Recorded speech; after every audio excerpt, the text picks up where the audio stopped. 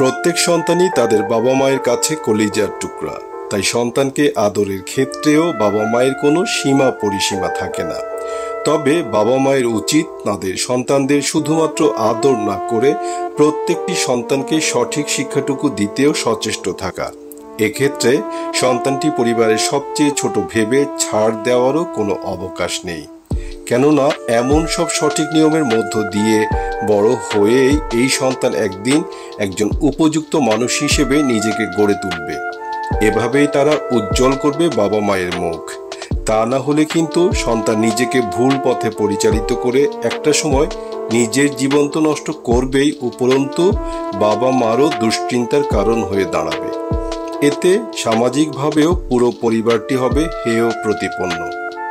সন্তানকে বড় করার ক্ষেত্রে কিছু গুরুত্বপূর্ণ বিষয় রয়েছে যা বাবা মা উভয়েরই বিবেচনা করা উচিত। এর মধ্যে রয়েছে সন্তানের শারীরিক ও মানসিক স্বাস্থ্য, শিক্ষা ব্যবস্থা, নৈতিক ও সামাজিক মূল্যবোধ এবং তাদের ভবিষ্যৎ জীবনের জন্য ছোটবেলা থেকে যথাযথ প্রস্তুতের সঠিক শিক্ষাটুকু প্রদান। আমাদের আজকের গুরুত্বপূর্ণ বিষয়টি যেহেতু পরিবারের মেয়েটিকে নিয়ে, তাই কলিজার সেই মেয়ে সন্তানটিকে ঘিরেই বলছি এখন শুধু। পরিবারের মেয়ে শিশুকে শিশুকাল থেকেই বিভিন্ন রকম শিক্ষা দিয়ে তৈরি করতে হয়। অবশ্য বাবা মাকে শিক্ষার আগে ওদের স্বাস্থ্য এবং পুষ্টির দিকটার প্রতি খেয়াল রাখতে হবে।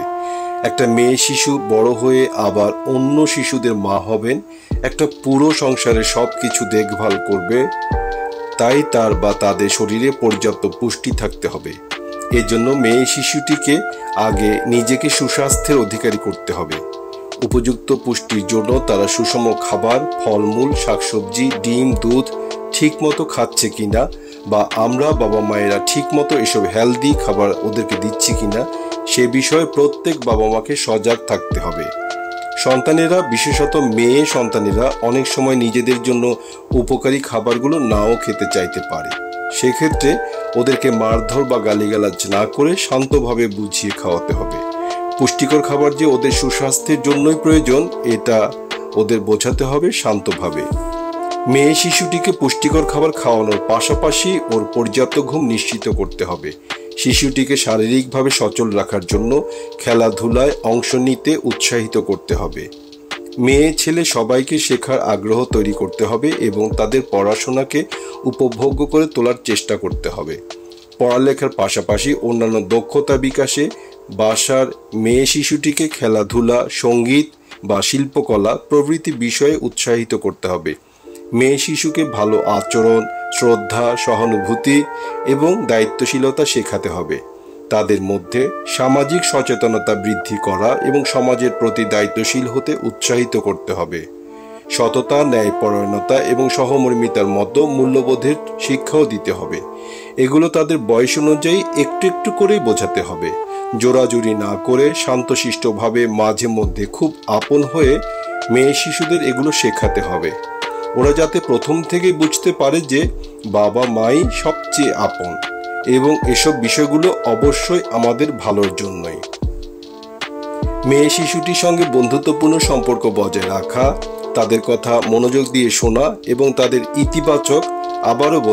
ইতিবাচক মতামতকে গুরুত্ব দিতে হবে।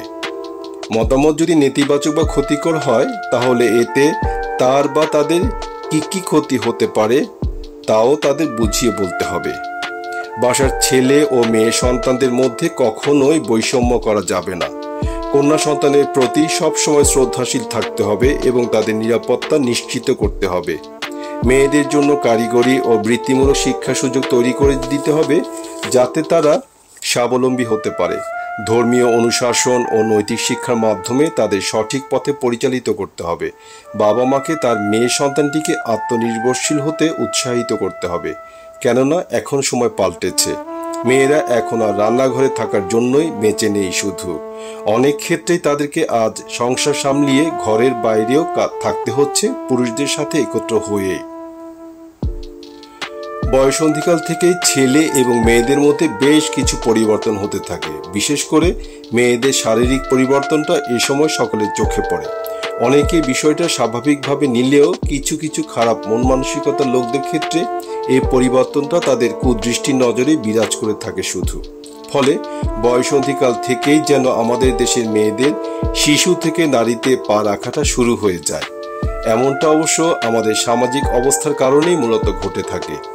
সে যা হোক, প্রত্যেক বাবা মাকে তাদের ছেলে বা মেয়ে উভয়কেই ব্যাড টাচ, গুড টাচ ইত্যাদি সম্পর্কে স্পষ্ট ধারণা দিতে হবে। সবকিছু মিলিয়ে পরিবারের বয়সে ছোট হওয়া সত্ত্বেও মেয়ে শিশুটিকে বড় পর্যন্ত বেশ কিছু নিয়ম নতুনভাবে মেনে অভ্যাসে নিয়ে নিতে হয়। অবশ্যই এসব সাবধানতা অবলম্বন মেয়েদের নিজস্ব সম্মান বজায় রাখার জন্য মেনে চলা প্রয়োজন। এক্ষেত্রে প্রথমেই আসে পোশাকের কথা। মেয়েদের এমন পোশাক পরা উচিত যাতে পোশাকটি অন্যের চোখে শালীন হয়ে থাকে। পরিবার থেকে সন্তানকে সঠিক পোশাক নির্বাচনের বিষয়টির সঠিক শিক্ষা দিতে হবে। তারপর মেয়ে সন্তানটিকে যাপিত জীবনে বা চলার পথে আরও কিছু সাবধানতার বিষয় সঠিক শিক্ষা দিতে হবে। যেমন মাটি থেকে কিছু উঠাতে অবশ্যই এক হাত বুকের উপর রাখতে হবে। সতর ঢাকার সতর্কতা স্বরূপই এটা করা উচিত। অবশ্য একজনের সামনে, বিশেষত পুরুষ মানুষের সামনে পায়ের উপর পা তুলে বসা উচিত নয়। দু পাকে খুব কাছাকাছি মিলিয়ে বসতে হবে মেয়ে সন্তানদের। এটা মেয়েদের বিশেষ শিষ্টাচারও বটে। তারপর সিঁড়িতে উপরের দিকে ওঠার সময় যদি পেছনে কোনো পুরুষ মানুষ থাকে তাহলে এক কোণায় গিয়ে কিছুটা সময় স্থির হয়ে দাঁড়াতে হবে। পুরুষ লোকটি চলে গেলে তারপর মেয়েরা যাবে নিশ্চিন্তে। অবশ্য পুরুষ লোকটি যদি বিনয়ী বা দেখে মার্জিত স্বভাবের মনে হয় তাহলে ঠিকঠাকভাবে গেলেও সমস্যা নেই। লিফটে ওঠার সময় যদি অপরিচিত এক বা একাধিক পুরুষ ব্যক্তি থাকে এবং মেয়েটি একা থাকে তাহলে এই সময় লিফটে ওঠা মোটেও ঠিক হবে না। ধৈর্য ধরে অপেক্ষা করতে হবে। লোকজন বাড়লে তখনই লিফটে ওঠা উচিত হবে। তখন হাসির ক্ষেত্রেও কিছুটা খেয়াল রাখতে হবে। বন্ধু বা পরিবারের সামনে প্রাণ খুলে হাসা যায়, কিন্তু অপরিচিত ব্যক্তি কিংবা পাবলিক প্লেসে যতটা সময় শব্দ পরিহার করে হাসাই উচিত। জরুরি প্রয়োজন হলেও পুরুষের সাথে কথা বলতে হলে বা কিছু জানতে হলে শারীরিকভাবে যথেষ্ট পরিমাণ দূরত্ব বজায় রেখে কথা বলতে হবে। চলার পথে টেম্পো বা বাসেও এমন শব্দ করে মেয়েদের কথা বলা উচিত নয় যাতে অন্যদের তা বিরক্তির কারণ হয় অথবা দৃষ্টিকটু লাগে। মোট কথা, সমাজে চলতে গেলে একজন মেয়ে সন্তানকে প্রতিটি বিষয়েই শালীনতা বজায় রেখে চলতে হবে। কেননা এতে করে মেয়ে সন্তানটি নিজের, তারপর বাবা মা বা পরিবারের মুখই বড় করে তুলবে সমাজের কাছে, দেশ ও জাতির কাছে।